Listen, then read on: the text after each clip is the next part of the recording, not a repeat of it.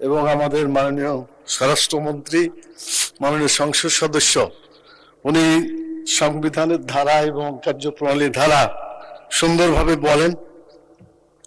তো বিগত 2 দিন ধরে ওনাকে আমি দেখছি যে ওনার আসন যেখানে ছিল সেখান থেকে উনি সর্বোচ্চ আসনের পাশে চলে গেছেন।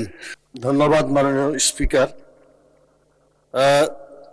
বেশ কিছুদিন থেকে সংসদ চলছে আলহামদুলিল্লাহ প্রাণবন্ত। আপনি কি পয়েন্ট অফ অর্ডারে দাঁড়িয়েছেন? 301 পয়েন্ট অফ অর্ডার। জি, আমি যেটা বলতে চাচ্ছি, সংসদ নরম গরম ইতিমধ্যে অনেকবার হয়েছে এবং আমাদের মাননীয় স্বরাষ্ট্রমন্ত্রী, মাননীয় সংসদ সদস্য, উনি সংবিধানের ধারা এবং কার্যপ্রণালীর ধারা সুন্দরভাবে বলেন।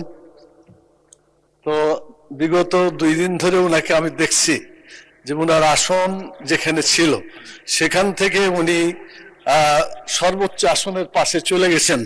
যেন মাননীয় প্রধানমন্ত্রী ওনাকে সেই সুযোগ দিয়েছেন বা তাকে কোনো বিশেষ ছাড় দিয়েছেন কিনা, যদি না থাকে তাহলে মাননীয় স্পিকার এই সংসদের রুলস অফ প্রসিডিউর যা আছে এগুলোকে সঠিকভাবে বাস্তবায়ন করার জন্য আপনার দৃষ্টি আকর্ষণ করছি।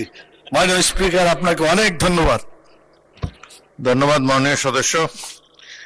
সংসদে আসন পরিবর্তন হতে পারে, এটা কোনো পয়েন্ট অফ অর্ডারের বিষয় না। আপনি বসুন, আমি এখন আইন প্রণয়ন কর্মসূচিতে